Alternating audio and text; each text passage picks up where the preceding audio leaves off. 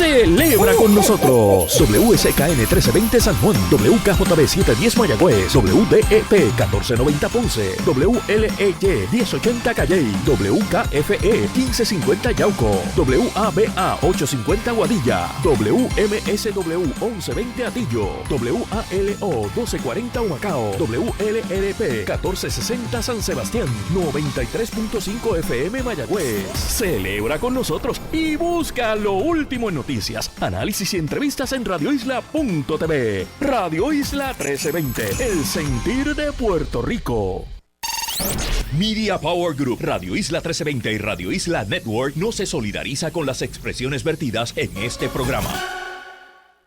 Sus años de experiencia en política internacional crean el calibre necesario para analizar los asuntos principales de nuestra nación y el mundo. Armando Valdés está en Radio Isla 1320. Esto es Sobre la Mesa.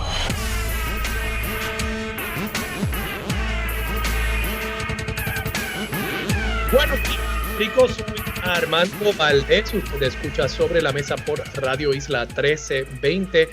Hoy, miércoles, en Sobre la Mesa estará con nosotros Rafael Bernabe y Rafi Lada. Ellos son nuestros analistas aquí en Sobre la Mesa. Rebeca Quiñones será nuestra colaboradora. Ella es de la Coalición Paz para la Niñez. Y en el último segmento, el presidente del Comité de Pena de Muerte del Colegio de Abogados y Abogadas de Puerto Rico, el licenciado Kevin Miguel Rivera, estará con nosotros también. Y hoy, a diferencia de todos los miércoles, en lugar de Marilú Guzmán, estará con nosotros el amigo y abogado también, licenciado José Lamas. Y junto a él analizamos todos los temas de hoy. Víspera de Acción de Gracias, 23 de noviembre del 2022, son las 8 en punto de la mañana. Los asuntos del país tienen prioridad, por eso llegamos a poner las cartas sobre la mesa. Vamos a poner las cartas sobre la mesa de inmediato. Hay varios temas que quiero discutir en la mañana de hoy.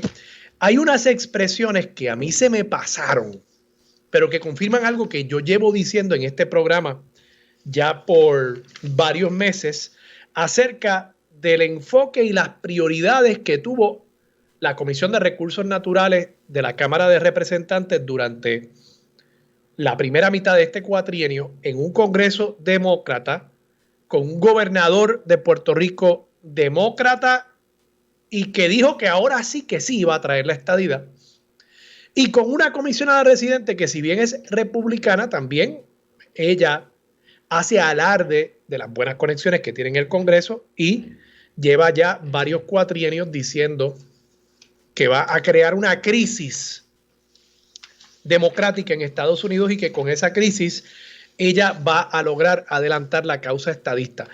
Vamos a ver qué piensa Raúl Grijalva sobre las prioridades de Puerto Rico. Ahora, como dicen, hindsight is 2020. Cuando uno mira hacia atrás, uno tiene, ¿verdad?, la visión perfecta, 2020, cuando uno mira hacia el pasado. Pero cuando uno mira hacia el futuro, pues a menudo uno se equivoca. Y yo creo que aquí también, aunque Grijalva trata de zapatearse, yo creo que le toca a él una cuota de responsabilidad también por el enfoque que le dio al trabajo del Comité de Recursos Naturales. Y bueno, hoy no es que lo quiera hacer, pero voy a tener que decir, I told you so, Mr. Emerson.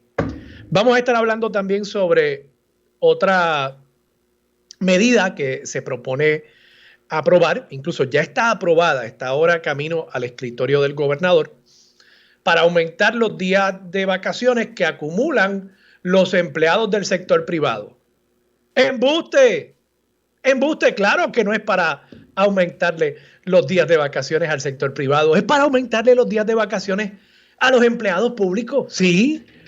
Después, como secuela de el bono que recibieron, no el bono de Navidad, ya habían recibido su bono de Navidad.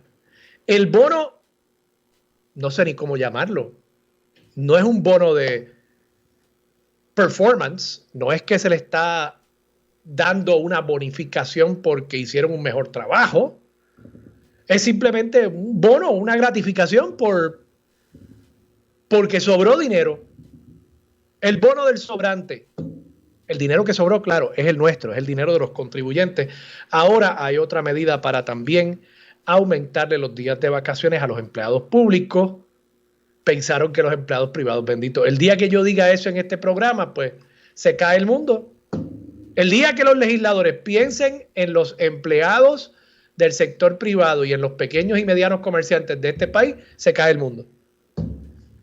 Vamos a estar hablando también sobre las ventas del madrugador, el rol del Departamento de Asuntos del Consumidor en todo eso y por supuesto tengo que mencionarlo también, el DACO tiene nuevo secretario. Yo adelanto que ese secretario va a ser un papelón ambulante, pero quizás me equivoque, vamos a ver y les voy a explicar las razones por las cuales entiendo eso y también quiero comentar temas relacionados a lo de las vacaciones, una medida que la Junta de Supervisión Fiscal está objetando para que regresen a trabajar en el gobierno personas jubiladas, incluyendo aquellas personas que recientemente se promovió el que se jubilaran en las ventanas de retiro temprano, diciendo que eso iba a ahorrarle mucho dinero al gobierno. Bueno, pues ahora queremos volver a reclutarlos de vuelta al gobierno. Pero voy a comenzar esta mañana con el primer tema que les mencioné, el tema del estatus. Esto es una nota, de nuevo, a mí se me había pasado, pero el sábado, este sábado pasado, 19 de noviembre, José Delgado publicó una nota en la página 10 del periódico El Nuevo Día. Y es básicamente una entrevista en la que habla con Raúl Grijalva acerca de el resultado de 2 años de un Congreso demócrata y lo que se logró durante este Congreso en torno a Puerto Rico. Y dice Raúl Grijalva: el perfil que Puerto Rico recibe bajo este comité, bajo la mayoría de demócratas, ha sido tremendo. Desafortunadamente, casi toda la energía fue concentrada en la cuestión de estatus. Yo quiero insistir en esta expresión. Esto es una cita directa. Desafortunadamente, casi toda la energía fue concentrada en la cuestión de estatus. Desafortunadamente. Esto no fue algo fortuito, esto no fue algo que sucedió por el azar. Es que usted, presidente del Comité de Recursos Naturales, don Raúl Grijalva, decidió que el tema principal al que se le iba a prestar toda la atención del comité era el estatus. Esto no es algo desafortunado como la lluvia el día de tu cumpleaños. Ay, desafortunadamente llovió el día de mi cumpleaños y la fiesta que iba a hacer era afuera. Ahora tengo que hacerle en la marquesina de la casa. No, esto es una decisión que usted tomó, don Raúl Grijalva. Pero bueno, continúo citando aquí a don Grijalva. Y digo desafortunadamente porque nunca llegamos a un resultado, a un voto. O sea, ya él está anticipando y el gobernador dice que él todavía está esperanzado que haya oportunidad para un voto en el Congreso. Ya Raúl Grijalva está dando por sentado que no va a pasar, que no pasó y que no va a pasar. Continúo citando, ahora cito a José Delgado. Grijalva, quien cumple su 4º año al frente del comité, sostuvo que el debate sobre estatus frenó los esfuerzos por avanzar una medida que adelantara la salida de la Junta de Supervisión Fiscal. Y aquí es donde intenta zapatearse, pero dijo que ese fue una decisión de los proponentes de los proyectos de estatus, pues el 8393 incluía el cese de la vigencia de la ley promesa. O sea, lo que él nos está diciendo es que quienes adelantaron los proyectos de estatus, entiéndase Alexandria Ocasio-Cortez, Nidia Velázquez, el gobernador de Puerto Rico, Jennifer González, Darren Soto, todos yo creo que bien intencionados. O sea, yo no cuestiono el que el gobernador quiera adelantar el tema de la estadidad porque él ha sido bastante transparente sobre su inclinación ideológica, igual la comisionada residente. Yo lo que cuestiono, y lo cuestioné, y el tiempo me ha dado la razón, y Raúl Grijalva me está dando la razón, lo dije aquí en innumerables ocasiones. Yo lo que cuestioné es que se le dedicara tiempo limitado del Congreso y del Comité de Recursos Naturales del Congreso a un tema que todos sabíamos no iba a llegar a nada. La esperanza que había es que llegáramos a una votación en la Cámara de Representantes. Pero de ahí todo el mundo sabía que en el Senado iba a enfrentarse a un muro de contención que se llama el Partido Republicano.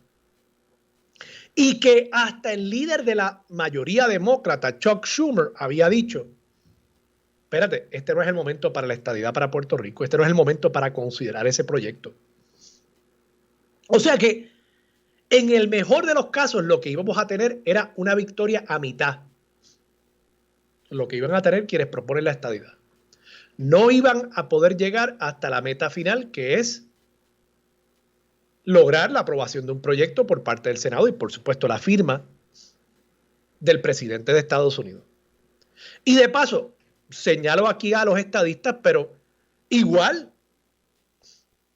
todos los que roncan contra la Junta de Supervisión Fiscal y que se identifican como soberanistas y que se identifican como independentistas, también estuvieron ahí empujando este proyecto y enfocando y priorizando este proyecto por encima de cualquier otra medida, incluida la medida del congresista Richie Torres, que al menos él parece tener dos dedos de frente y dijo desde el principio, el tema principal que hay que atender, el primero que hay que atender es la Junta de Supervisión Fiscal. Y él tenía una propuesta para que después de 2 presupuestos balanceados, la Junta de Supervisión Fiscal cesara en funciones. Ahora llega don Bruce Westerman, el republicano que va a estar a cargo del Comité de Recursos Naturales, y don Bruce Westerman dice que rechaza la idea de acelerar la salida de la Junta de Supervisión Fiscal que controla las finanzas públicas de Puerto Rico, porque, y cita José Delgado aquí, el trabajo debe completarse antes de disolver la Junta. En otras palabras, ya podemos dar por sentado que la ventana de oportunidad que hubo durante estos 2 años para considerar y aprobar el proyecto de Richie Torres, podemos dar por sentado que esa ventana cerró. Y cerró porque, para citar a Raúl Grijalva, desafortunadamente casi toda la energía fue concentrada en la cuestión de estatus. ¿Y quiénes fueron los responsables? Bueno, yo adjudico responsabilidad y se la coloco en el regazo a don Raúl Grijalva, pero además, sumémosle a ese grupo, como dice Grijalva, a los proponentes de los proyectos de estatus, porque ellos fueron los que insistieron que la prioridad para Puerto Rico era esa. Entonces ahora el gobernador de Puerto Rico dice Pedro Pierluisi, que ahora presiona en favor de un acuerdo de largo plazo sobre Medicaid y piensa que los temas de asistencia alimentaria, buscar una transición del programa de asistencia nutricional al programa de asistencia nutricional suplementaria, SNAP en inglés, y Medicare serán prioritarios para su gobierno en el 2023. O sea, la Junta de Supervisión Fiscal quedó en segundo lugar. O sea, el reducir el plazo de tiempo que la Junta esté vigente y que esté controlando las gestiones financieras y gerenciales del gobierno de Puerto Rico, eso ya podemos olvidarnos de acortar ese plazo. Ahora, a partir del 2023, cuando hay un Congreso hostil a estos temas, ahora es que el gobernador dice que va a priorizar la transición al SNAP, ahora es que va a priorizar el Medicare, ahora es que va a priorizar el Medicaid. Y en esos temas, en esas prioridades que siempre lo fueron, ahí sí que se nos va la vida. Pero hubo quienes dijeron representar y ser la voz de los puertorriqueños, quienes fueron a el Comité de Recursos Naturales y convencieron a Grijalva y convencieron a otros congresistas de que lo más prioritario para los puertorriqueños era el tema del estatus. Veremos cuando no tengamos los recursos para pagar la tarjeta de salud, veremos si el estatus es el tema más prioritario para la gente que se quede sin servicios médicos o para los puertorriqueños que tengamos que pagar más contribuciones para compensar por esa pérdida de ingresos federales. Veremos si es más importante o no tener dinero adicional en la tarjeta de la familia para uno poder costear los aumentos inflacionarios en el precio de los productos alimenticios en el país. Veremos. Veremos qué tema es más prioritario. De nuevo, lo dice Raúl Grijalva, no lo dice únicamente Armando Valdés. Y mi recomendación hacia el futuro es que realmente nos enfoquemos en nuestras prioridades y que si hay unas prioridades que realmente son las que representen al pueblo de Puerto Rico, alguien tiene que levantar la voz. Alguien tiene que levantar la voz. No podemos dejar que otros hablen por nosotros. Los que están obsesionados con el tema del estatus, ya ustedes vieron el costo que vamos a asumir todos los puertorriqueños por dejar que esas personas digan que son representantes de los intereses y las prioridades de todo el pueblo de Puerto Rico. En esas estamos. También estamos en que el gobierno de Puerto Rico tiene una medida, ya esta medida fue aprobada de paso. Ahí voy a hablar sobre dos proyectos. Uno que ya fue firmado y convertido en ley, la ley 53 del año 2022, y otra medida que todavía está bajo la consideración del gobernador.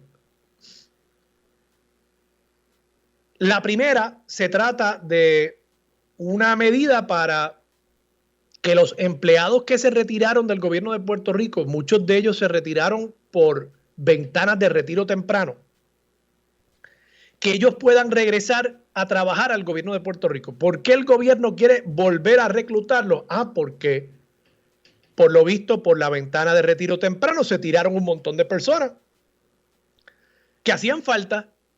O sea, el gobierno no planificó correctamente el retiro de estas personas. En su lugar, lo que hizo fue que dejó que cualquier persona se fuera y muchas personas con destrezas, conocimiento y experiencia necesaria se fueron por esas ventanas.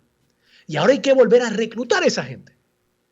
Entonces ahora vamos a haber pagado el gasto porque las ventanas de retiro temprano tienen un costo para uno poder convencer a la persona de que se vaya antes de haber cumplido la edad para tener la pensión completa. De ordinario, hay que pagarle unas bonificaciones y hay que pagar lo que esa persona habría cotizado al sistema de pensiones para ser elegible a su pensión más alta. Por tanto, el lograr el retiro temprano de estas personas tiene un costo. Y además vamos a asumir el costo ahora de volver a reclutar a estas personas y vamos a estar pagando doble. Vamos a estar pagando el salario de esa persona ahora como empleado público nuevamente y el costo de haber logrado que se fuera por una ventana de retiro. Doble vamos a estar pagando por ese empleado.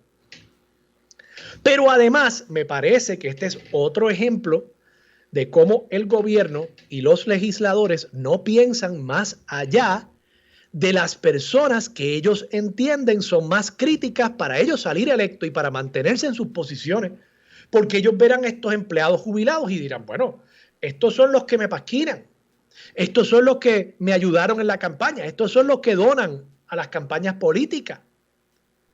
Y entonces sigue siendo todo un circuito cerrado, todo se queda en familia, en lugar de haber pensado, oye, nos hace falta unas destrezas particulares. Vamos a montar un programa para educar gente joven que no tenga nada que ver con la política. Educar gente joven para que tengan las destrezas necesarias para estos trabajos donde hace falta mano de obra. Y entonces se integran otras personas, se le da una oportunidad al joven puertorriqueño de tener una opción de empleo en el servicio público en Puerto Rico. Y de que entre al servicio público por sus méritos, de que entre al servicio público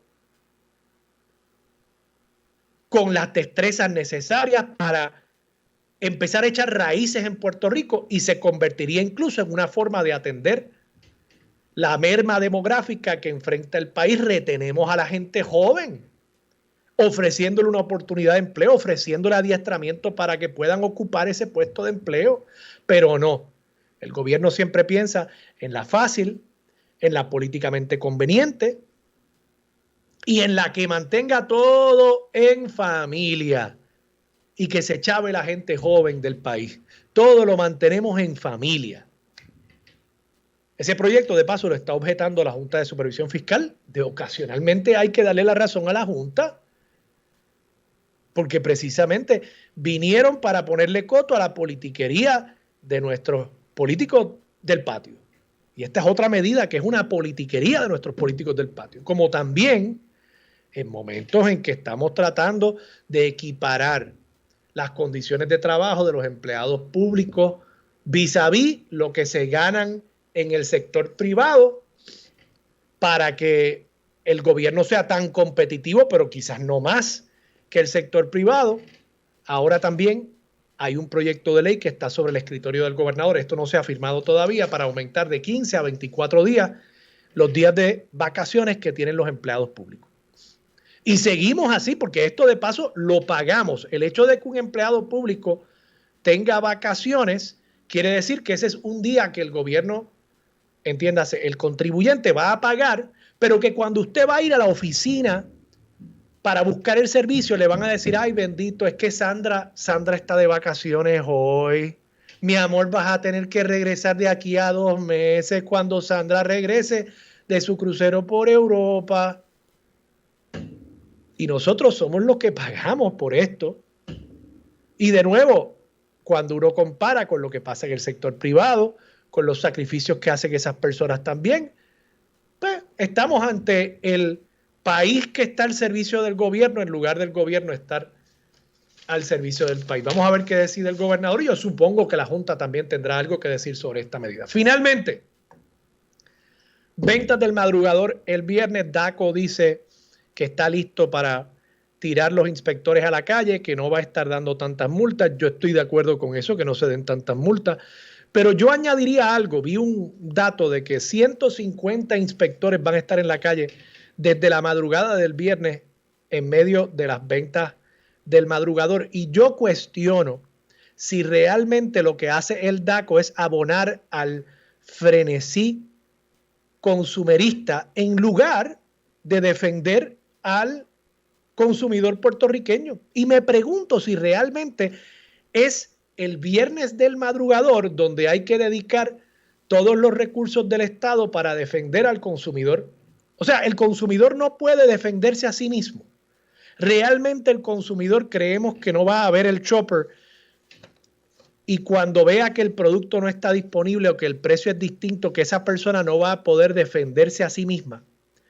Y realmente creemos que lo más importante es que el consumidor pueda comprarse, no sé, un pavo por 15 pesos. O sea, ahí es donde están los problemas del consumidor, o es cuando tiene un problema con una compañía de seguros, cuando tiene un problema con un banco, cuando tiene un problema con la compañía de celular. Me pregunto yo si realmente los recursos del Estado deberían desplegarse de esta manera para simple y sencillamente una venta que algunas son buenas, otras no son tan buenas, pero que al final del día es como cualquier otro día de consumo en las tiendas de Puerto Rico, salvo que hay unos especiales y salvo de que se crea un frenesí en torno a esa fecha, frenesí al que aporta el DACO al decir vamos a tirar gente a la calle. Y nosotros en los medios de comunicación también, yo supongo que yo hablaré del tema cuando esté aquí el viernes, pero me pregunto si el rol del Estado debería ser ese, si ahí es donde realmente se está esquilmando al consumidor, si esta no es la fácil para justificar la existencia del Departamento de Asuntos del Consumidor, pero las cosas más difíciles, defenderlos cuando están pidiendo un préstamo, defenderlos cuando están pidiendo un financiamiento para una tarjeta de crédito, defenderlos ante la compañía de telefonía, la compañía de internet, si esos, y yo sé que hay otras agencias que también se integran en ese tipo de defensa del consumidor, pero pienso que es donde más apoyo debería haber, donde más costos, estoy seguro, están asumiendo los consumidores en Puerto Rico por razón de unas violaciones a sus derechos como consumidor. No es, creo yo, que la colcha que estaba en la megatienda a 25 pesos no está a 25, sino que está a 26.99. Creo que el enfoque de los recursos del Estado en cuanto a este tema también debería repriorizarse. Vamos a la pausa. Vamos a estar hablando con el licenciado José Lamas, que va a estar aquí en sustitución de Mariluz Guzmán, y él ayer publicó una información interesantísima en Twitter acerca del nuevo designado secretario del DACO, y quiero que hablemos sobre eso, que él nos dé el detalle de por qué ya yo he llegado a la conclusión de que don Irán Torres Montalvo, designado secretario del Departamento de Asuntos del Consumidor, va a ser un papelón ambulante para el gobierno de Pedro Pierluisi. Vamos a la pausa, regresamos con más de Sobre la Mesa por Radio Isla 1320. Quédate en sintonía, conéctate a radioisla.tv para acceder y participar en nuestra encuesta diaria. Armando Valdés, Sobre la Mesa por Radio Isla. Los asuntos de toda una nación están sobre la mesa. Seguimos con el análisis y discusión en Radio Isla 1320. Armando Valdés, esto es Sobre la Mesa.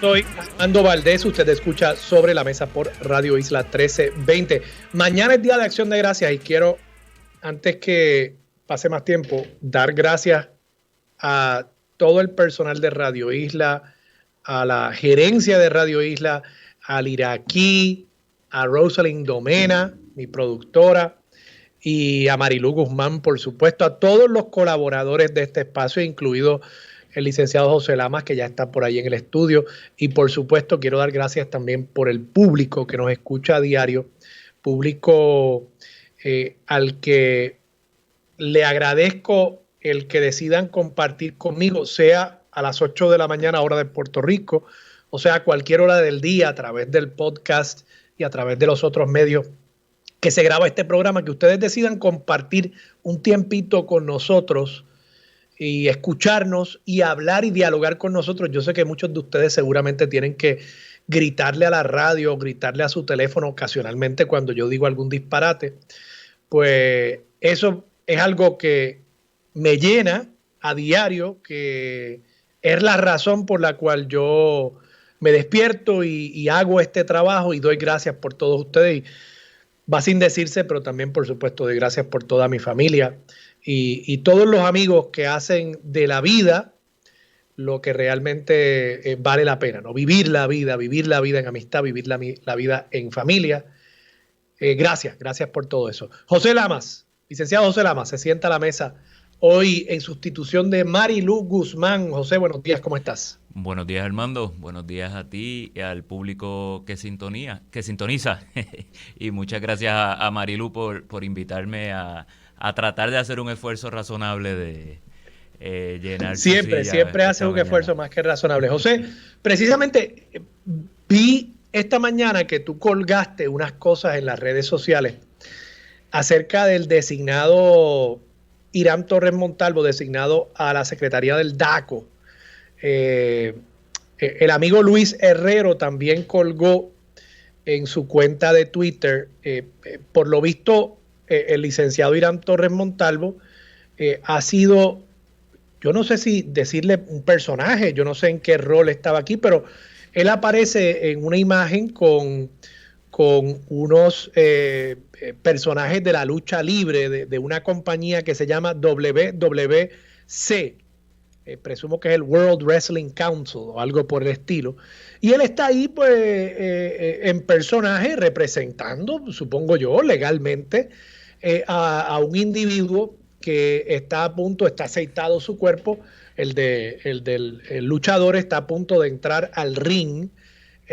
Y aquí aparece muy dramática la foto, don Irán Torres Montalvo. Pero más serio, y esto no me lo estoy inventando, esto no es broma, no soy tan creativo.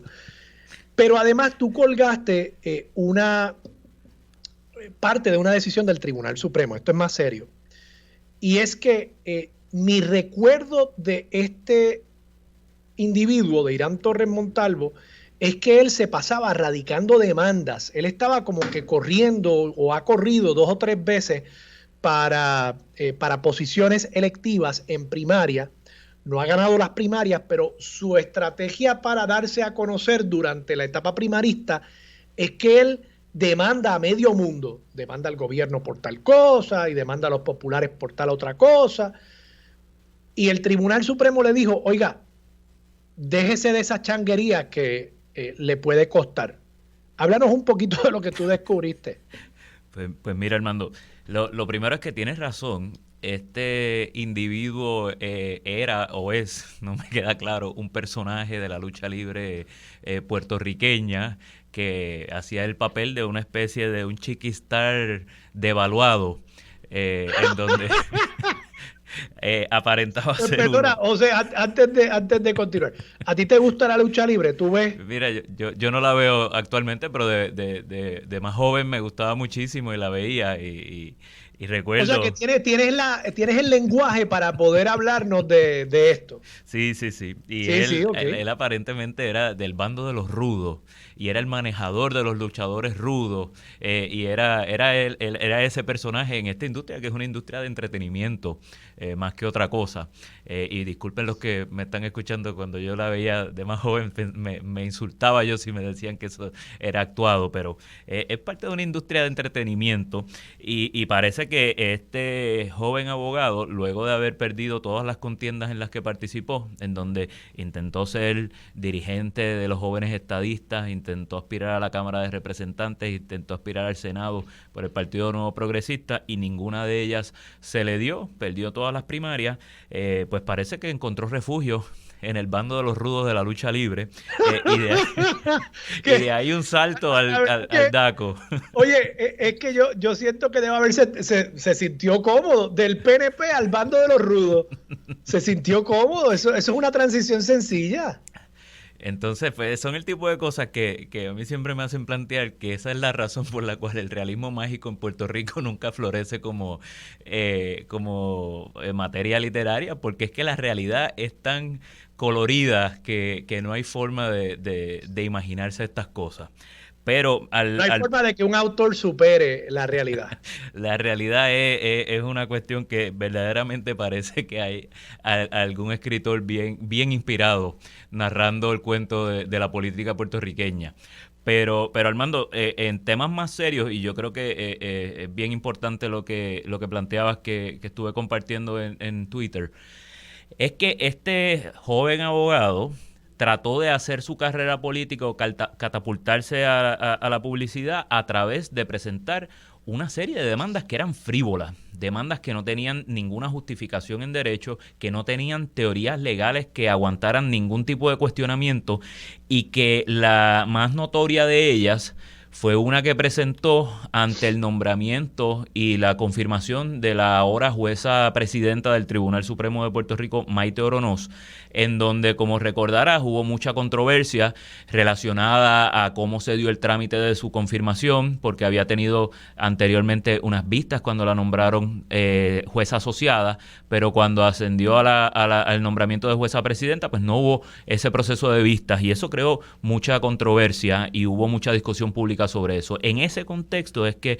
el ahora designado del secretario del DACO planteó él como demandante. El demandante, la parte, era él, obviamente con la intención de que el caso se llamara Torres Montalvo versus Ela, que es como se llama, y planteó una serie de argumentos disque constitucionales que ninguno tenía ningún fundamento ni peso jurídico, y eso le ha dicho el Tribunal Supremo. El Tribunal Supremo planteó, en una opinión que escribe el juez Feliberti Cintrón, esencialmente que esto fue un pleito frívolo, que el licenciado Irán Torres Montalvo planteó argumentos que no tenían ninguna base alguna, que no había forma de que tuviese eso que llamamos legitimación activa, que no tiene ningún daño, ninguna razón de ser ese pleito, y se lo plantea a sí mismo el tribunal. Hay que frenar esta práctica de tratar de utilizar los tribunales, el Poder Judicial, la rama judicial, para, a través de nuestros recursos, catapultarse propaganda que de otra manera no puede pagar en el foro de la discusión política.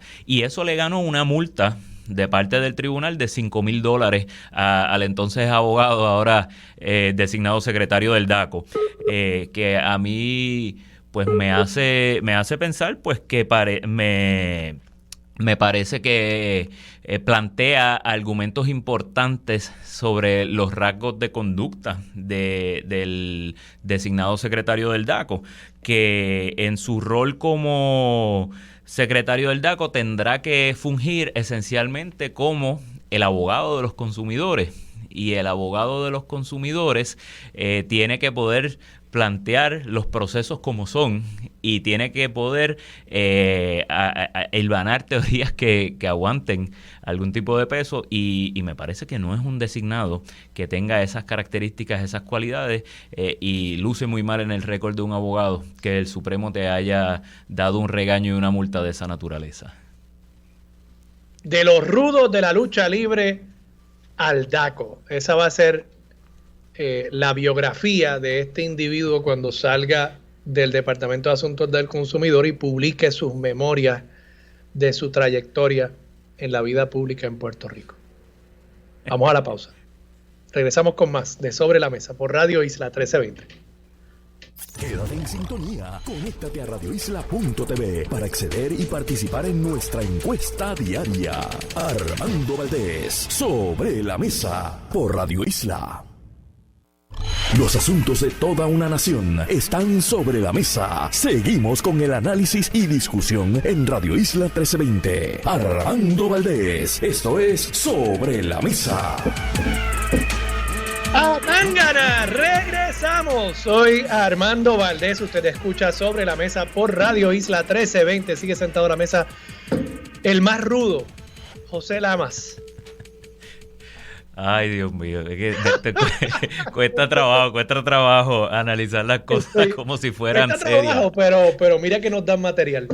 José, el congresista Raúl Grijalva le ha dado una picada de ojo a los proponentes de los proyectos de estatus. Ha dicho, y cito, desafortunadamente casi toda la energía del comité fue concentrada en la cuestión de estatus. Y digo desafortunadamente porque nunca llegamos a un resultado, a un voto en el hemiciclo. Grijalva sostuvo que el debate sobre estatus frenó los esfuerzos por avanzar una medida que adelantara la salida de la Junta de Supervisión Fiscal y como yo reseñara en la introducción del programa, Pedro Pierluisi ahora dice que a partir del 2023 sus prioridades son Medicaid, Medicare y la transición de Puerto Rico del PAN al SNAP. Todas estas medidas pues dependen ahora de acción congresional en un ambiente congresional mucho más hostil, ya que la Cámara va a estar en control del Partido Republicano. ¿Qué te parece a ti? ¿Tú coincides en que las prioridades de la comisionada residente y del gobernador estuvieron mal enfocadas? Yo pienso esto, Armando. El gran problema de ese proyecto es que terminó siendo una especie de monstruo del Dr. Frankenstein, en donde inicialmente habían varios proyectos, cada uno planteaban alternativas distintas de procesales para adelantar la descolonización de Puerto Rico y establecer procesos de libre determinación que apoyaban distintos sectores y habían adicional a eso proyectos que iban encaminados en enmendar la ley promesa para adelantar la salida de la Junta de Control Fiscal de Puerto Rico. Y al final se intentó una especie de compromiso, una especie de acuerdo entre todas las partes involucradas, pensando que aglomerándolas todas en un mismo proyecto, pues se iba a lograr un consenso se llamaba del famoso proyecto del consenso, en donde iban a lograr pues atender las preocupaciones de todas las partes y al mismo tiempo de alguna manera más soslayada y yo no sé si con mucha validez legal, pues incluir la salida de la Junta de Control Fiscal a través de un proceso de descolonización. El problema con eso es que nunca fue un proceso que estaba encaminado a aprobarse verdaderamente. Aquí la meta de todas las personas que de buena fe estaban involucradas en estos procesos era que se aprobara en la Cámara de Representantes para establecer un precedente sobre el cual se pudiese trabajar en los próximos congresos y obligar a las voces en donde se toma decisión, el poder en la esfera federal, a comprometerse con unos procesos y trabajar sobre eso. Claro, esa es una aspiración que es válida y esa es una aspiración que va encaminada a algunos de los problemas quizás más medulares que tenemos, pero al mismo tiempo hay que poder masticar y caminar a la misma vez. No se puede parar cada vez que queremos mascar el chicle que tenemos en la boca. Y yo creo que hubo un poco de eso, de tratar de tirar por debajo de la alfombra los temas que pudiesen tener un impacto real, porque comprometían al Congreso a tener que asignar fondos adicionales en unos momentos en donde para la realidad puertorriqueña la opinión dentro del Congreso sobre el manejo de los fondos federales pues es quizás la peor que hemos tenido, por lo menos en el tiempo que yo llevo vivo y siguiendo temas de política. Y me parece que sí, que fue una forma de hacer lucir que el liderato puertorriqueño estaba haciendo algo en Washington sin que verdaderamente fuera conducente a resultados que impacten nuestra cotidianidad. ¿Tú crees que Pedro Pierluisi y Jennifer González puedan lograr algo en el Congreso republicano? Entiéndase, Bruce Westerman ya ha dicho, por ejemplo, que el asunto de la Junta de Supervisión Fiscal, y cito, el trabajo debe completarse antes de disolver la Junta. O sea, él rechaza cualquier tipo de cambio en la estructura actual y en los criterios para la disolución de la Junta. ¿Crees que en ese ambiente Jennifer González, que es republicana, pueda lograr algo? Absolutamente nada. Y nada, y no solamente nada, que es que las movidas que ha hecho la Junta de Control Fiscal apuntan a que están encaminándose a una nueva etapa, que es la etapa, la designación de este nuevo director ejecutivo. Que con un contrato de 3 años. Con un contrato de 3 años, pero que obviamente va a durar más de 3 años. Yo el otro día escuchaba en un podcast al presidente de la Junta de Control Fiscal, David Skill, que planteaba que él no piensa que todavía tenemos un primer presupuesto balanceado.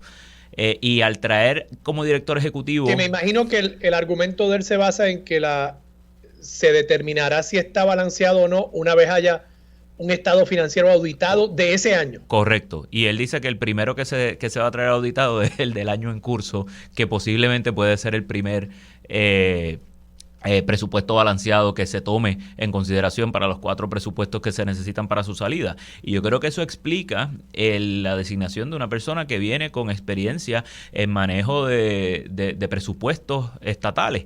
El nuevo designado director de la Junta de Control Fiscal pues viene a administrar la cosa gerencial presupuestaria de Puerto Rico mínimamente por los próximos 3 años, y a mí me parece que años subsiguientes.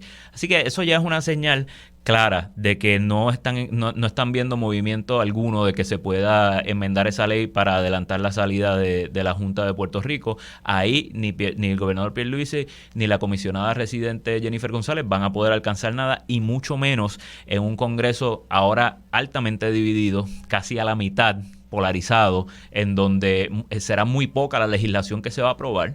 Y yo creo que la única esperanza que tienen es tratar de, en estos omnibus legislations, donde establecen designaciones para gastos que están pendientes, como por ejemplo asuntos que todavía tiene que aprobar el Congreso de los Estados Unidos para temas relacionados al manejo del COVID-19, que todavía existe y todavía requiere asignaciones de fondos adicionales, asuntos que tienen que ver con asignaciones para apoyo del pueblo de Ucrania en la guerra, que todavía hay asignaciones que están pendientes de aprobar, y eso típicamente genera esos espacios en donde pues hagamos una legislación donde quepa todo, y ahí todo el mundo trata de colar sus intereses, y es donde único yo veo que Puerto Rico pudiese tener alguna oportunidad de atender los temas que tengan que ver con el sistema de salud de Puerto Rico y su financiamiento y todos estos programas donde dependemos de fondos federales para continuarlo. Sí, yo tiendo a coincidir contigo que el espacio que va a haber para Puerto Rico, y lo que tú estás planteando es que, a diferencia de un Congreso en el que el tema de Puerto Rico se podía discutir como una cosa aparte, ahora vamos a hacer un apéndice. Correcto. En este Congreso republicano. Y si hay un proyecto muy grande de esos que incluyen, por ejemplo, el presupuesto de la milicia, pues en ese proyecto los demócratas pueden ejercer un poquito de presión y decir, mira, hay que incluir esto de Puerto Rico, pero pensar que el enfoque va a ser vistas públicas sobre Puerto Rico y personas priorizando, congresistas priorizando temas específicamente de Puerto Rico, muy poco probable. Probablemente vamos a estar dependiendo de que unos aliados en el Congreso del Partido Demócrata quieran, como dicen los americanos, go to bat for us e incluirnos en esos proyectos que son do or die, ¿verdad? Los proyectos donde hay que aprobarlos, si no, pues se queda el ejército sin financiamiento. Veremos. José, vamos a la pausa, regresamos con más de Sobre la Mesa por Radio Isla 1320. Quédate en sintonía, conéctate a radioisla.tv para acceder y participar en nuestra encuesta diaria. Armando Valdés, Sobre la Mesa por Radio Isla. Los asuntos de toda una nación están sobre la mesa. Seguimos con el análisis y discusión en Radio Isla 1320. Armando Valdés, esto es Sobre la Mesa.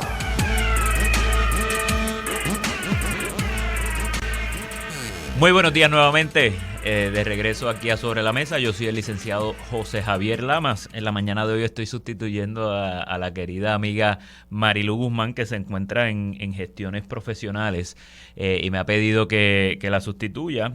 Y qué día para hacerlo, porque hoy toca en esta hora el panel de dos personas a quien yo admiro muchísimo, y sé que el país le gusta mucho este segmento en donde comparten sus opiniones en discusión sobre temas importantes del quehacer puertorriqueño, y me refiero, como saben los radioescuchas de este espacio, al senador Rafael Bernabe y al licenciado Rafael Anglada, que entiendo que los tenemos ya en línea. Saludos, es Bernabe por aquí, te oigo muy mal. Si me pudieran llamar de nuevo para que tengamos mejor conexión. Seguro que sí. La producción está trabajando ahora mismo, la producción. Muy buenos días, compañero José Javier. Muy buenos días, Rafi Anglada. Gracias por tus palabras. Seguro que sí, ¿no? Y gracias a ti y a Rafi Bernabe también por todo lo que hacen y todas las luchas que continuamente dan desde distintos espacios.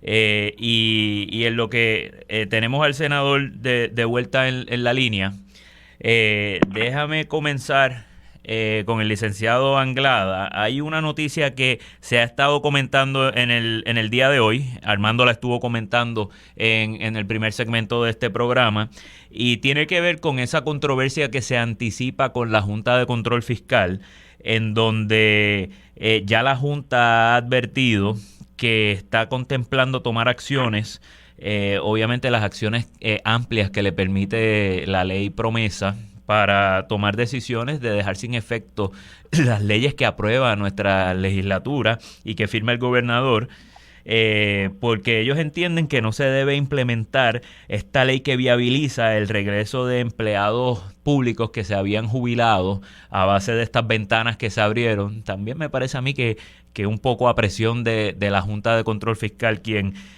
trató de impulsar una visión bastante neoliberal del gobierno bajo este fetiche de que la plantilla de empleados tiene que ser más pequeña para poder tener un gasto menor. Pero te pregunto, licenciado Rafael Anglada, impresión inicial de qué es lo que se puede hacer ante este tipo de actuaciones constantes de parte de la Junta de Control Fiscal de usurpar y suprimir los derechos democráticos de la legislatura puertorriqueña en acciones como esta. Bueno, mira, la existencia de la Junta de Control Fiscal es el cenit del colonialismo. La realidad es que da casi vergüenza que nosotros participemos en elecciones creyéndonos en una alucinación de que estamos decidiendo quiénes van a ser nuestros gobernantes y nuestros legisladores. O sea, la legislatura tiene que entretenerse con cosas baladíes siempre y cuando la Junta de Control Fiscal no se ofenda. Eso es número uno. El problema es que vivimos en una colonia, le podemos dar 40 vueltas al asunto, pero vivimos en una colonia y hasta que no resolvamos eso, vamos a seguir dándole vueltas a la colonia. Y cuando digo la colonia, me refiero que la colonia se resuelve con la soberanía y con la independencia, porque la anexión no es ser anticolonial. Ahora, segundo punto, este tema de la propuesta específica que la Junta está objetando, tiene mucho que ver con una cuestión ideológica de por qué la Junta existe y por qué Estados Unidos creó la ley promesa. Es una cuestión ideológica.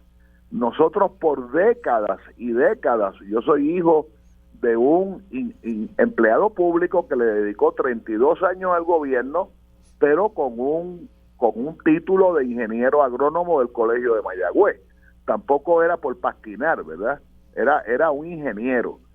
Ahora, nosotros, el llamado Puerto Rico moderno, el llamado milagro económico de Luis Muñoz Marín, etcétera, se creó gracias al Estado benefactor que promovió Estados Unidos a partir de que comenzara la Segunda Guerra Mundial.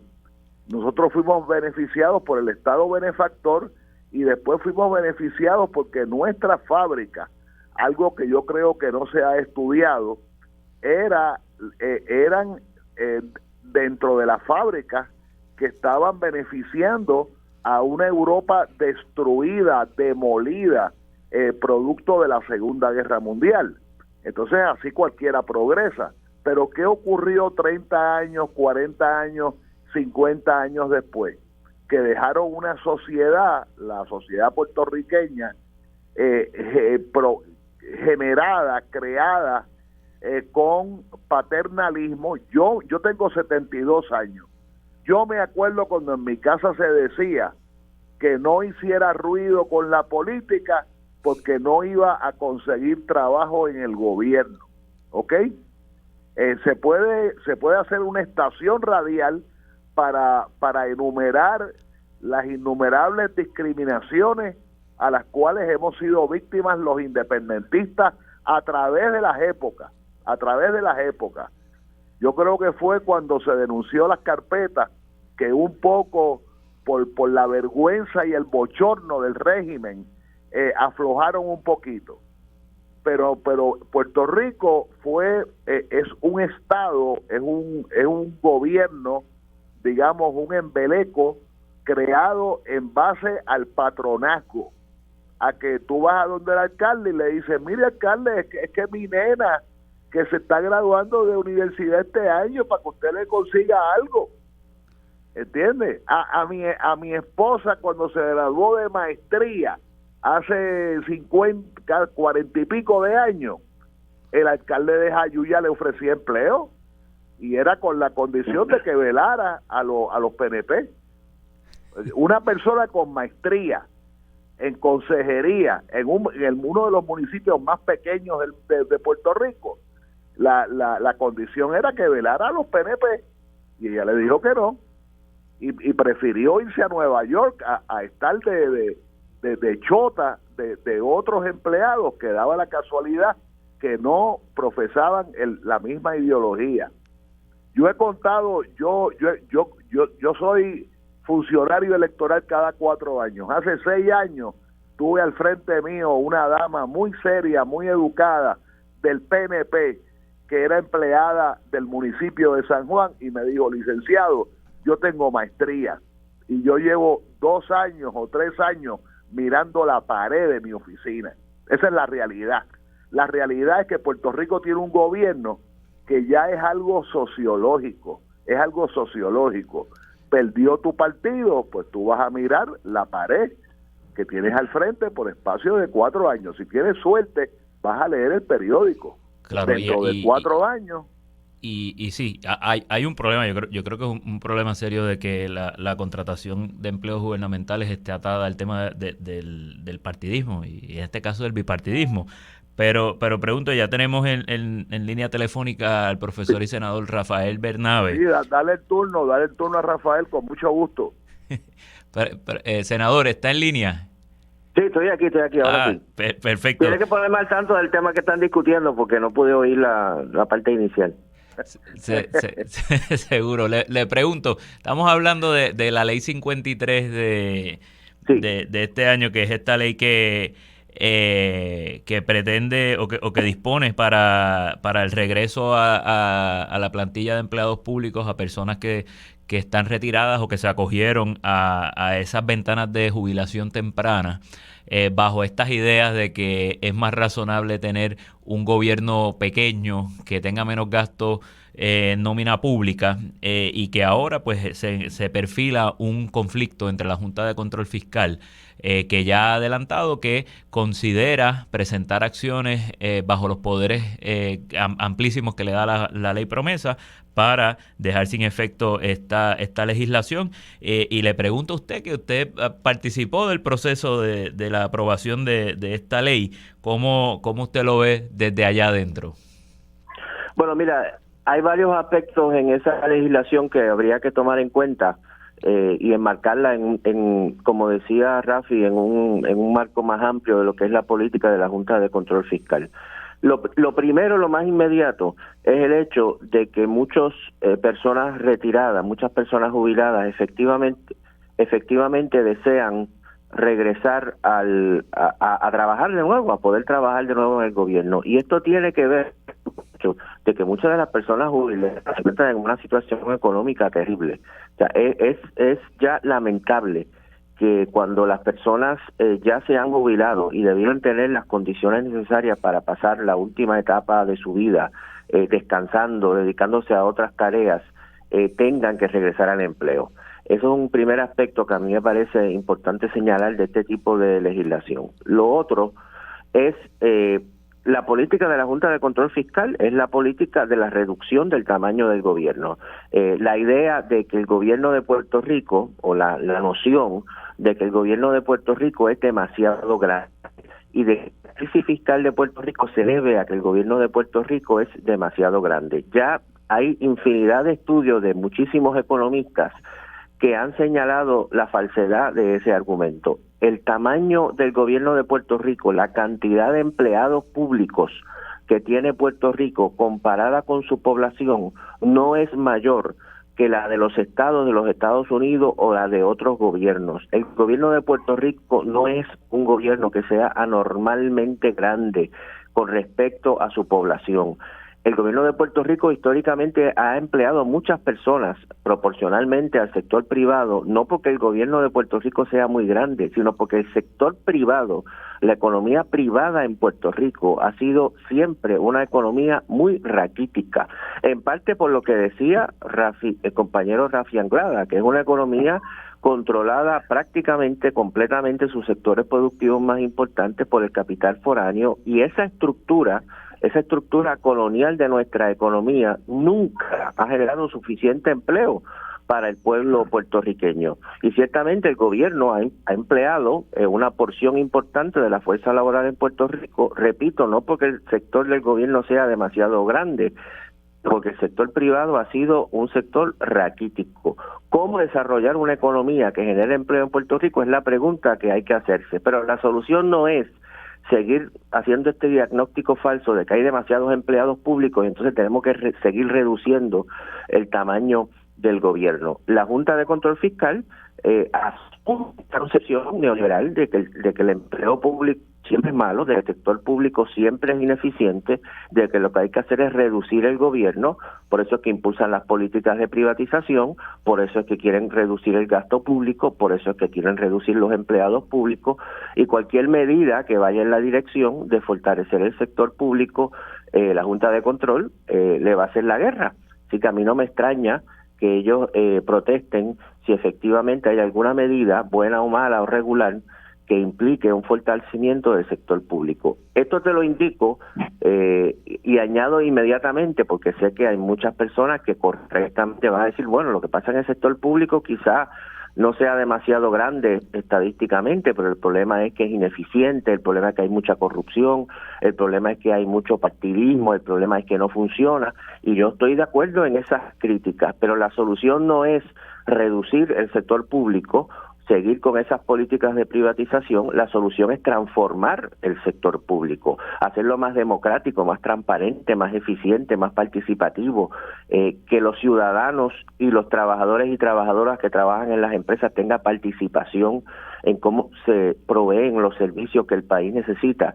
Toda una serie de medidas que se pueden tomar. Yo recuerdo cuando yo fui candidato a la gobernación, yo me reuní en varias ocasiones con diferentes trabajadores de diferentes agencias. Recuerdo una reunión específicamente con los trabajadores de las lanchas de Cataño, en la que ellos me hablaban con todo detalle y conocimiento de cómo se podría mejorar el servicio, cómo se podrían mejorar los horarios, cómo se podría mejorar el mantenimiento de las lanchas, cómo se podría abaratar el funcionamiento del sistema.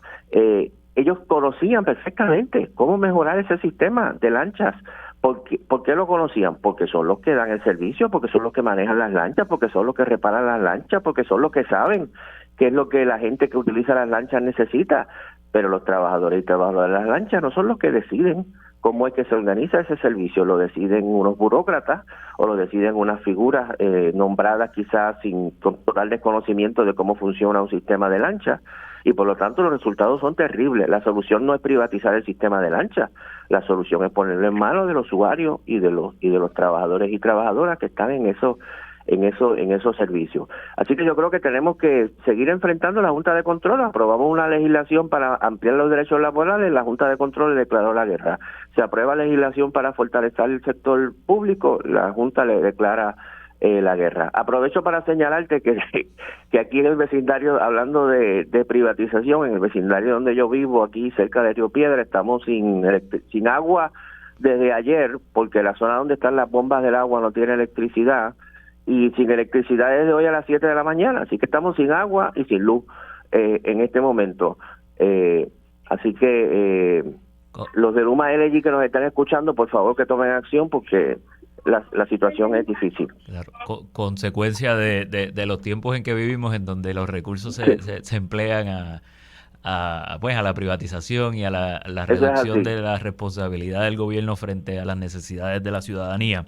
Pero déjenme cambiar el tema rápido, que nos quedan unos minutos para continuar dialogando. Ayer estuvo ocurriendo una conferencia de prensa en donde conjuntamente el licenciado Manuel Natal, ex candidato a la alcaldía de San Juan, junto con el también licenciado Adrián González, del Partido Independentista Puertorriqueño, que también fue candidato en la contienda pasada a la alcaldía de San Juan, estuvieron reaccionando y haciendo una serie de denuncias en cuanto al hecho de que el Departamento de Justicia decidió no referir al panel de los fiscales especiales independientes para que hagan una investigación más profunda respecto a las imputaciones que pesan sobre el ahora alcalde de San Juan, Miguel Romero, y varios legisladores que en el proceso de campaña en la elección pasada pues recibieron por admisiones de ellos regalos de parte de la compañía de asfalto JR Asphalt, que sabemos ya que es una compañía corrupta que se agenciaba contratos a través de sobornos y de kickbacks. Rápidamente, ¿qué impresión les merece esta denuncia que se está haciendo, particularmente en un momento en donde el Departamento de Justicia atraviesa una crisis de institucional, por lo menos de denuncias que se han hecho desde fiscales que trabajan y han laborado en el pasado allí? Bueno, yo creo que hay que empezar por lo último que tú señalas. Yo creo que el Departamento de Justicia y muchas instituciones del gobierno de Puerto Rico atraviesan una crisis de credibilidad desde hace muchísimo tiempo, y esa crisis de credibilidad se acentúa cada vez más. El mismo proceso electoral, que es absolutamente fundamental, es el proceso a través del cual elegimos a nuestros gobernantes, atraviesa por un proceso de credibilidad. Eso es tremendamente serio. Tuvimos un proceso primarista, tú recordarás, en el cuatrenio pasado, que no se pudo completar porque el sistema simplemente no funcionó bajo la ley electoral. Tuvimos un proceso electoral, infinidad de irregularidades, y la sospecha de que se determinó de manera fraudulenta el resultado de algunas de las contiendas como alcaldía de San Juan. Hemos tenido la cantidad terrible de arrestos y de acusaciones en contra de diferentes alcaldes después de iniciado este cuatrenio, y hemos visto cómo el Departamento de Justicia o no toma acción con respecto a situaciones de corrupción, porque vemos al gobierno federal arrestando y acusando a diferentes funcionarios mientras el Departamento de Justicia de Puerto Rico no hace nada. Y no toma acción en esa dirección, como si estos procesos no existieran. Y lo vemos también actuando irresponsablemente. Existe la acusación, como ustedes saben, de que la pasada gobernadora y secretaria de Justicia en otro momento dado la decisión de la investigación de un asesinato muchísimo, y está el señalamiento, como tú has indicado, de que el Departamento de Justicia actúa de manera política, es decir, que procesa con mucha diligencia o examina con mucho cuidado las acusaciones en contra de, o las supuestas imputaciones en contra de funcionarios de gobierno de la oposición, y sin embargo se hace de la vista larga en el caso de funcionarios de gobierno del partido que en este momento controla el Ejecutivo, que es el Partido Nuevo Progresista. A mí no me sorprende que se haya decidido no procesar o no nombrar un fiscal especial en el caso del alcalde de San Juan. No me sorprende, pero me parece indignante, y me parece que lo que hace es añadir a la falta de credibilidad, que la gente ya no va a creer y cada vez cree menos en esas instituciones de nuestro país. Y la única salida a todo eso es una transformación, como yo decía ahorita, una transformación profunda de todas esas instituciones, de su personal y de su forma de funcionamiento. Movimiento Victoria Ciudadana tiene como uno de sus pilares, 3 o 4 pilares en su agenda urgente, el concepto del rescate de las instituciones públicas, que es precisamente que las instituciones públicas han perdido toda credibilidad y tienen que recuperarla, pero no la van a recuperar a menos que se transformen, y que se transformen radicalmente. Y me parece que lo que está pasando con la incapacidad del Departamento de Justicia de atender situaciones de clara injusticia o de clara violación de ley, pues es indicativo, ¿verdad?, de que esa necesidad de transformar esas instituciones públicas para rescatar su credibilidad es absolutamente fundamental. Te podría añadir otro ejemplo, sé que queda poco tiempo, el caso del Departamento de Recursos Naturales, que también ha sido tremendamente negligente en la protección de nuestros recursos naturales. Sí, senador, déjame darle un último turno al licenciado Anglada, que lo tenemos también en línea. Licenciado Rafael Anglada, el Departamento de Justicia, ¿su crisis institucional es salvable?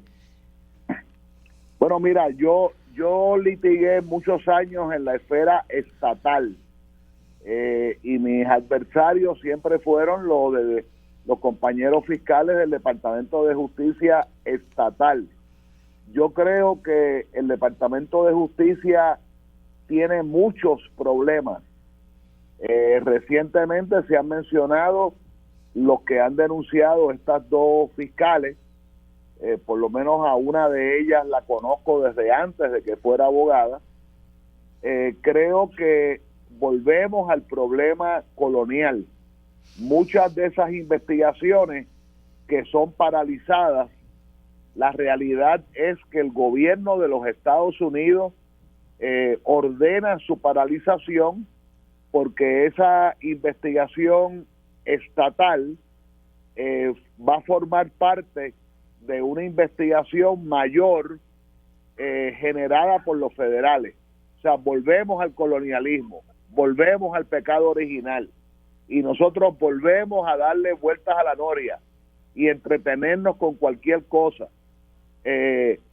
Ahora, el Departamento de Justicia, por ejemplo, perder el tiempo en esos referidos a una oficina de fiscal independiente, oficina que no debería existir, porque eso es otra entidad sumamente ineficiente. Pongo a un lado la rectitud personal de innumerables compañeros profesionales que uno conoce a través de toda la vida, pero el embeleco no funciona, Este asunto de el punto bajo en que se encuentra el prestigio del Departamento de Justicia acelerado por el tema de que hay 15 investigaciones alegadamente completadas. Y yo digo alegadamente porque ese es un tema que no se ha examinado. Alguien dice que estaban completadas, pero probablemente no lo estaban. Y dependen de un montón de personajes como ciencias forenses, depende de si el policía está de vacaciones, de si el fiscal está de vacaciones, del problema de los turnos, de los segundos empleos. Así que quiero aprovechar 10 segundos, unirme a la pena que producto del fallecimiento del compañero Alfonso Jiménez Luchetti, fundador de Radio WPAB de Ponce. Y por supuesto, el fallecimiento de nuestro querido Pablito Milanés.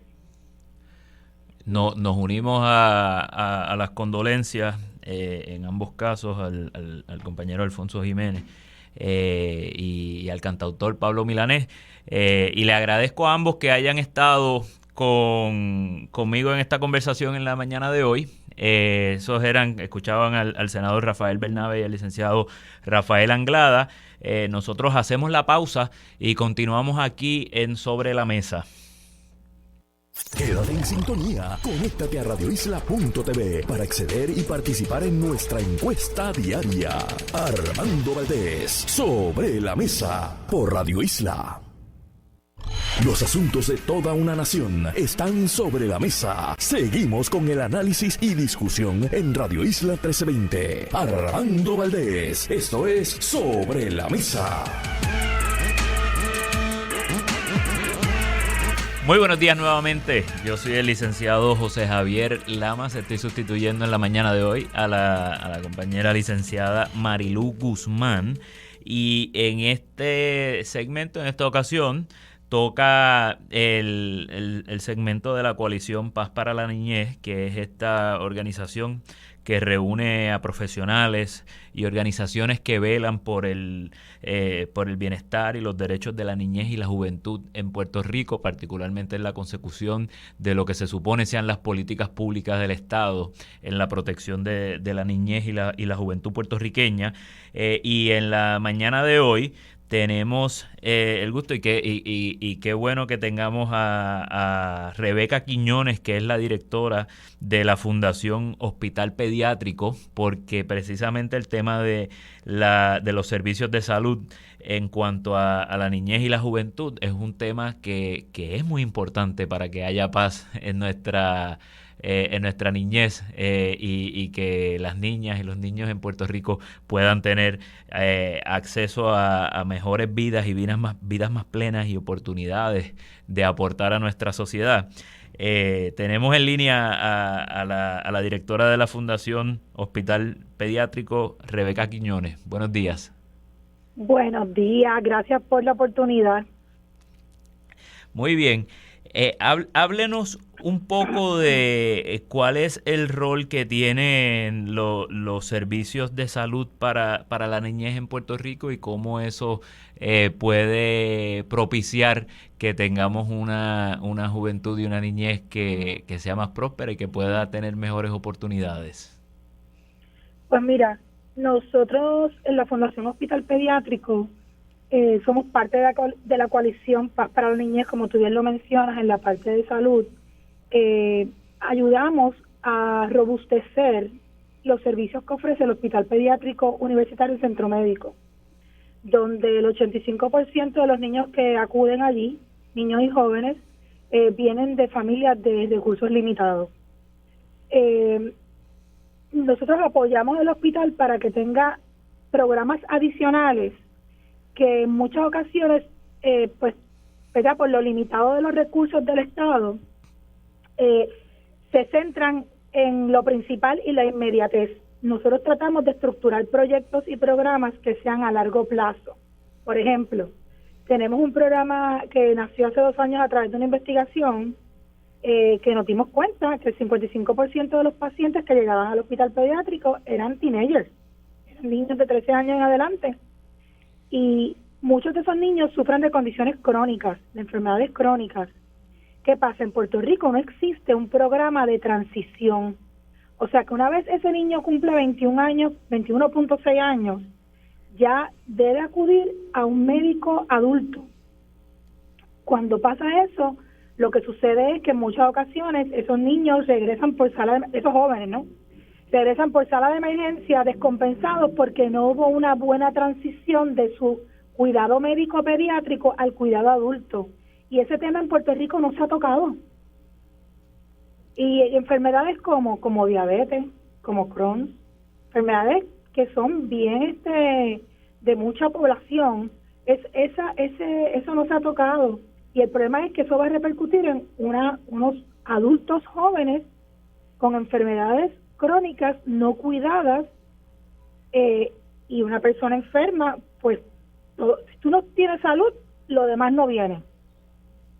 Así que uno de los proyectos que nos ocupamos es ese de ayudar a estos pacientes a transicionar. Adicional a eso, en Puerto Rico no existe una sala de radiología intervencional pediátrica y nosotros estamos construyendo una que debemos estar inaugurando en febrero. Ese es nuestro primer gran proyecto, por un valor de $2.6 millones, así que es un proyecto fue bien ambicioso, pero lo logramos. Y eso lo que va a ayudar es a los niños cuando tengan que hacerse procedimientos como biopsias de una masa, pues en lugar de abrir al niño, ¿verdad?, y tener una operación bien invasiva, eso va a ser mínimamente invasivo. Así que la Fundación lo que está haciendo es trayendo la innovación en programas y servicios que ayudan a nuestros niños. Pero estamos mirando hacia el futuro de que esta población en Puerto Rico está envejeciendo, así que estamos también, ¿verdad?, enfatizando en estos teenagers. Y me parece a mí fascinante esa visión, y me parece también una visión muy innovadora y progresista de cómo son los acercamientos de ustedes a los problemas de salud, porque ese problema de transición que usted identifica, es necesario que se trabaje antes de que llegue ese joven adulto a la mayoría de edad, y que se dé ese proceso de transición.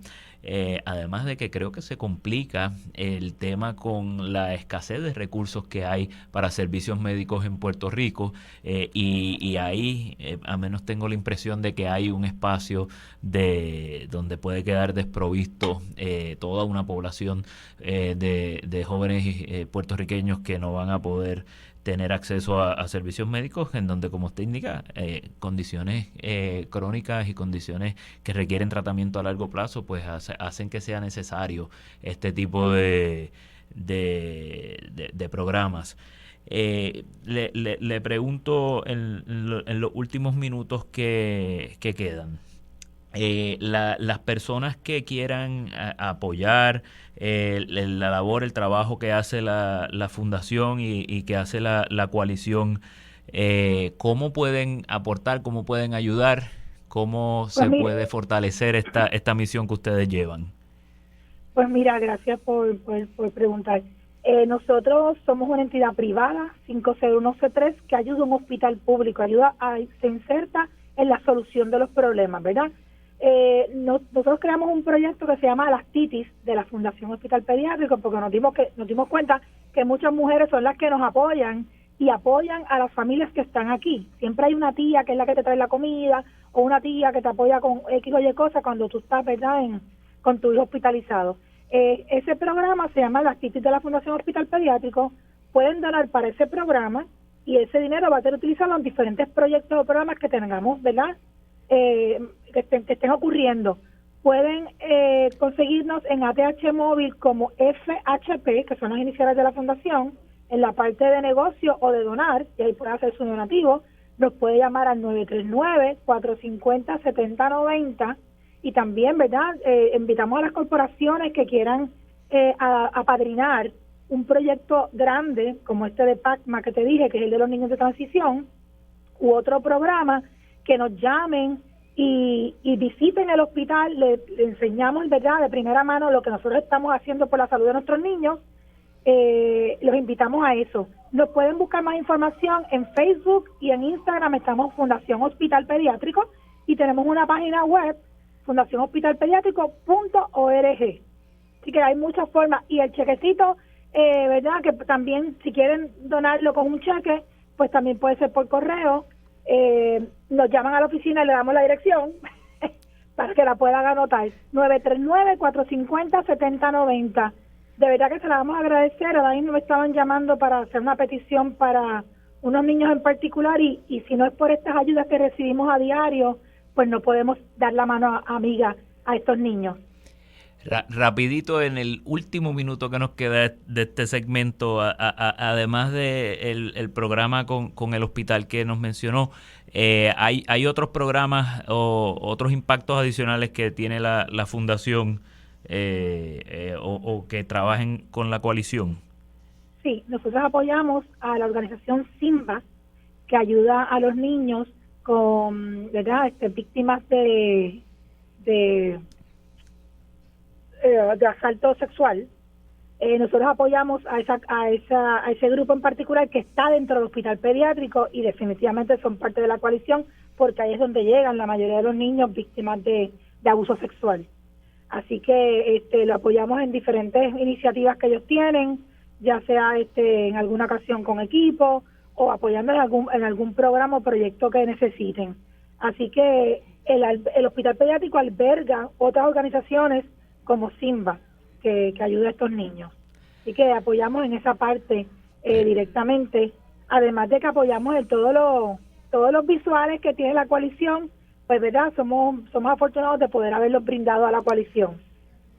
Perfecto, pues les agradezco mucho, les respeto, les admiro por todo el trabajo que hacen, y pienso, genuinamente lo creo, que son el tipo de esfuerzos que crean y fortalecen el país y que nos ayudan a tener a llegar y concretar las aspiraciones que tenemos, particularmente en la protección de nuestros más vulnerables, que son la niñez y la juventud puertorriqueña.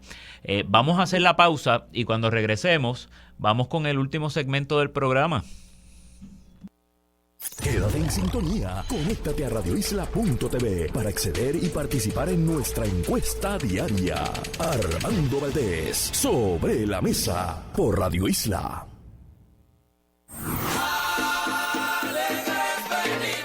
Cuando llega noviembre, a Radio Isla 1320 le entra el espíritu navideño.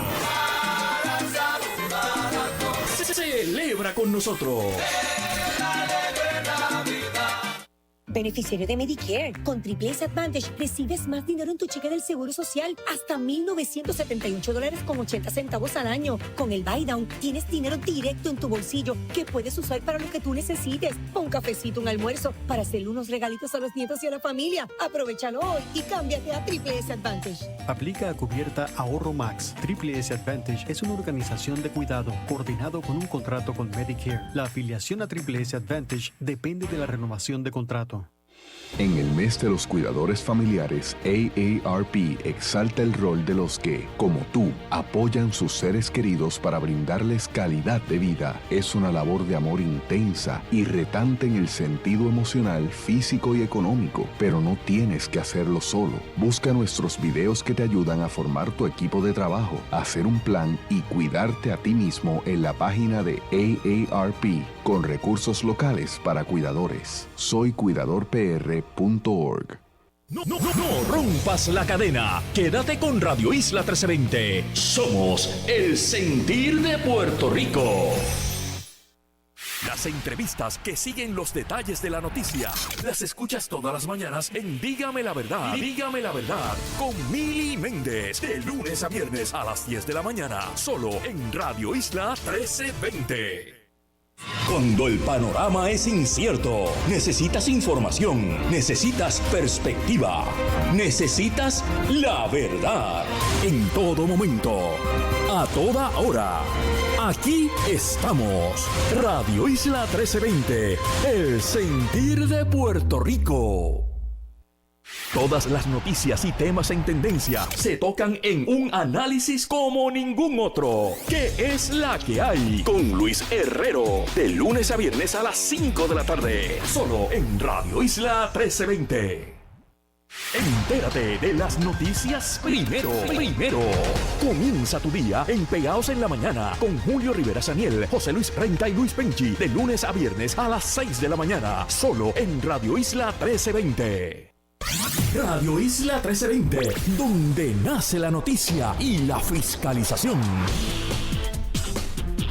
Estas son las historias que la redacción de Radio Isla 1320 trabaja en estos momentos. Alcalde de Culebra asegura se enteró hace días de remoción de vegetación en Playa Dátiles. Denuncia el propietario de la compañía encargada de esta nueva actividad contra el ambiente ha tenido otros problemas por intervenciones similares en Playa Flamenco en el pasado. No obstante, desconoce qué medidas ha tomado el Departamento de Recursos Naturales al respecto.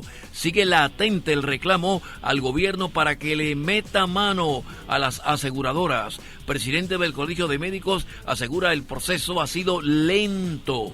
Por otra parte, denuncia negocio de clínicas que montan las aseguradoras se está llevando a los pacientes de otras oficinas médicas. Escuchamos al doctor Carlos Díaz Vélez, presidente del Colegio de Médicos Cirujanos. Por otro lado, tengo que decirte que nosotros vamos a hacer una serie de movimientos a niveles legales contra la implementación de las famosas clínicas ambulatorias que yo presenté la semana pasada, porque nuevamente es una movida de clínica ambulatoria de todas estas compañías que hay en Puerto Rico para desarticular el sistema, hacer un monopolio, una competencia desleal, una competencia completamente desigual con todos los proveedores que tienen alrededor, cuando la aseguradora se está convirtiendo en un proveedor.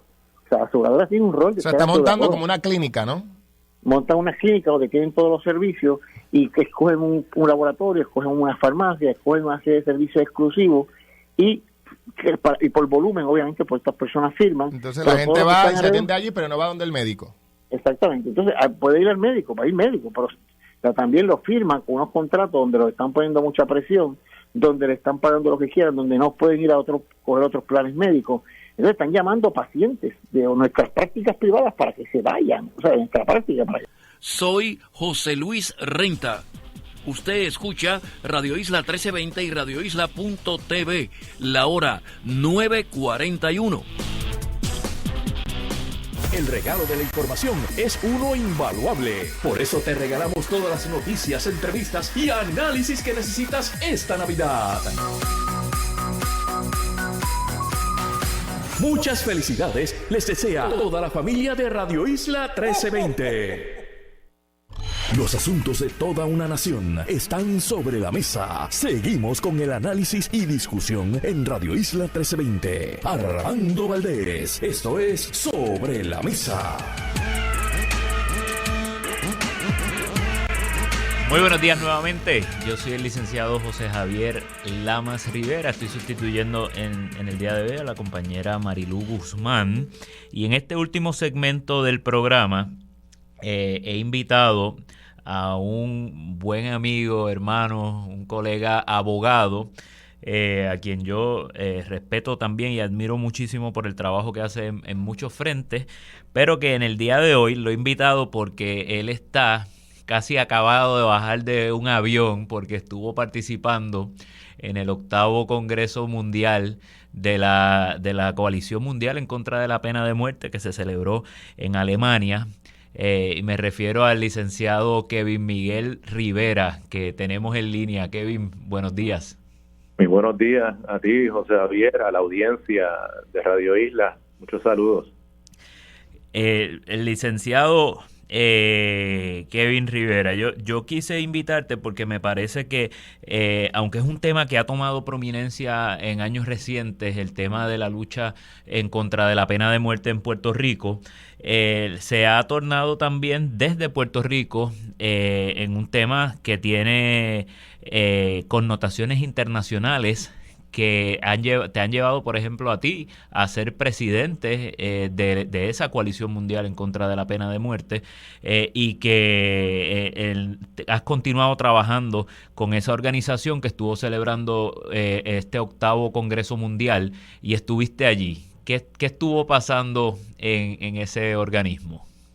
Es así, desde los organismos internacionales y las organizaciones internacionales que trabajan con la abolición de la pena de muerte, se ha reconocido el trabajo que se ha hecho desde Puerto Rico, primero hacia el interior de Puerto Rico, pero segundo, las aportaciones que estamos haciendo a nivel regional e internacional. Los congresos se dan cada 3 años. Este año se dio en Berlín, Alemania. La Coalición Mundial contra la Pena de Muerte, que fue la que yo tuve la oportunidad de presidir por 2 términos, cada uno de 2 años, pues es partner de los organizadores, que es el Ensemble contra la Peine de Mort, que es una organización francesa que brega especialmente con los países francófonos, pero claro, pues trabajan con la abolición internacional y son también integrantes de la Coalición Mundial. Así que están esas 2 organizaciones y este congreso se celebra cada 3 años y pues el Colegio de Abogados y Abogadas de Puerto Rico estuvo representado por mí y por la licenciada Wanda Valentín Custodio. Bien, y licenciado, ¿qué temas de actualidad en la lucha abolicionista contra la pena de muerte pues se estuvieron discutiendo en ese congreso y qué debemos saber que está pasando en la lucha ya a nivel más global en contra de la pena de muerte?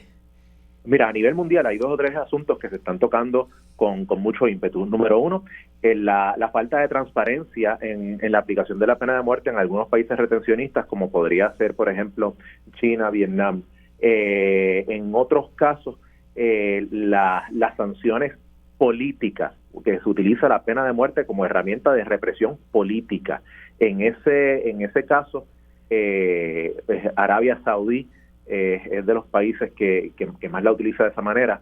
En el caso de Irán también se hizo un fuerte llamado, especialmente ha habido una serie de protestas ciudadanas durante estas últimas semanas en Irán, y se hizo ese reconocimiento. Y finalmente también en Egipto hubo un clamor por detener las ejecuciones políticas en Egipto.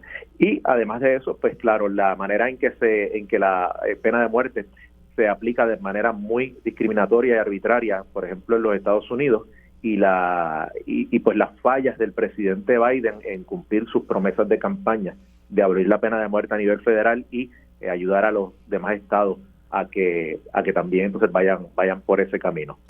Así que yo te diría que a nivel internacional, eso con un asuntito adicional, y es que África podría convertirse en el próximo continente abolicionista del mundo. Hemos tenido unos grandes avances durante los últimos 3 años, y allí mismo en el Congreso se dio la noticia de que Zambia iba a estar aboliendo la pena de muerte a final de este año 2022, y que Liberia ya también presentó proyectos para abolir la pena de muerte, así que estamos encaminados universalmente hacia la abolición.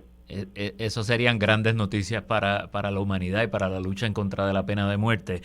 A mí siempre me gusta pensar en estos temas globales, esa idea de piensa globalmente para que actúes localmente. ¿Dónde está parada la lucha contra la pena de muerte en Puerto Rico hoy día, y cómo podemos mirar lo que ustedes discutieron en ese congreso a nivel global y aplicarlo localmente en Puerto Rico? Mira, allí habían varias... pues nosotros tenemos que entender que en Puerto Rico, aunque nosotros prohibimos la pena de muerte desde el año 1929 y luego en la Constitución, aplica la pena de muerte por la relación política que tenemos con Estados Unidos, y se puede aplicar el Federal Death Penalty Act por parte del gobierno federal. Así que allí se estuvo discutiendo bastante sobre la aplicación de la pena de muerte federal.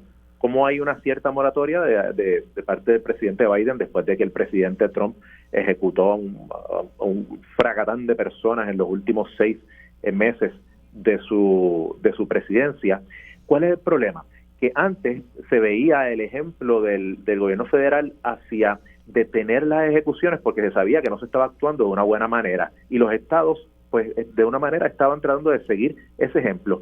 Pues cuando Trump hizo lo que hizo al final de su mandato, otros estados han cogido también ese ejemplo, y ha habido lo que se llama un execution spree en estados como Oklahoma. En ese sentido, el gobierno federal se ha mantenido de brazos cruzados.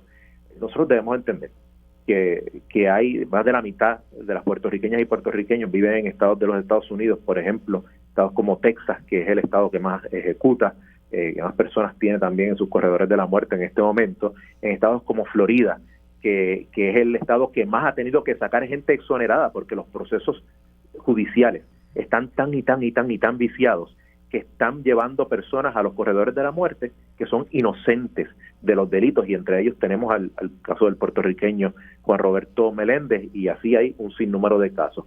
Muchos exonerados estuvieron presentes en este congreso. Este congreso, debo decir, que tuvo sobre 1.400 participantes, una participación de más de 126 países de todo el mundo, sobre una veintena de ministros, tanto de justicia como de relaciones exteriores. Así que es un congreso de alto nivel, donde a la gente le vuelan los cascos la situación esta de Puerto Rico, donde una nación metropolitana trata de imponer un castigo que nosotros como pueblo hemos rechazado incluso en nuestra Constitución. Kevin, entonces, licenciado Kevin Rivera, sé que como parte de los trabajos en ese congreso hubo un homenaje a nuestro muy querido y cercano licenciado Edgardo Manuel Román Espada, que falleció el mes pasado, expresidente del Colegio de Abogados y Abogadas, figura pilar de la lucha abolicionista contra la pena de muerte en Puerto Rico. ¿Qué estuvo ocurriendo en relación a la figura de este gran puertorriqueño en ese congreso?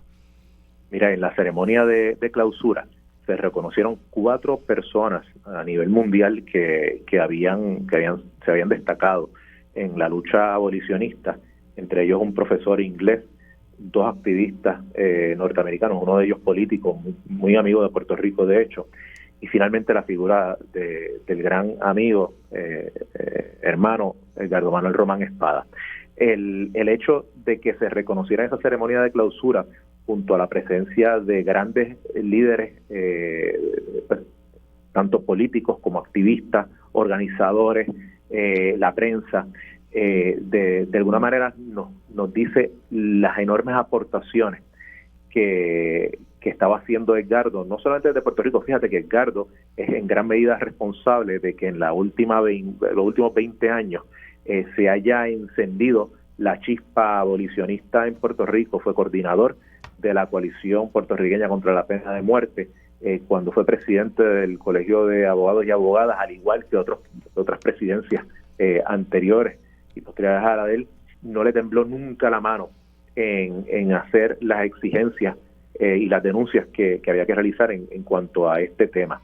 Edgardo, yo creo que es en gran medida responsable de que en Puerto Rico haya un consenso de esos que no son usuales en nuestro país en contra de la aplicación de la pena de muerte. Así que allí se le rindieron los honores a sus aportaciones en Puerto Rico a nivel regional e internacional, a encender esa llama que sigue quemando injusticias, no solamente aquí, sino en otras partes del mundo. Así que cuando uno ve la foto de Edgardo, que se le nombra en la clausura de un congreso tan importante como este, la verdad es que nos tenemos que sentir muy orgullosos y pues nada, seguir el camino que nos ha trazado. Muchas gracias, licenciado Kevin Miguel Rivera, no solamente por todo lo que haces y por la representación que hiciste de nuestra isla en el Congreso, también por compartir con nosotros en la mañana de hoy. Yo fui el licenciado José Javier Lamas Rivera, me despido y los dejamos con la programación de Radio Isla 1320. Radio Isla 1320, comenzando la Navidad sin frenos. Descarga la aplicación Radio Isla Móvil y conéctate a radioisla.tv para el mejor contenido noticioso esta Navidad. Radio Isla 1320, el sentir de Puerto Rico.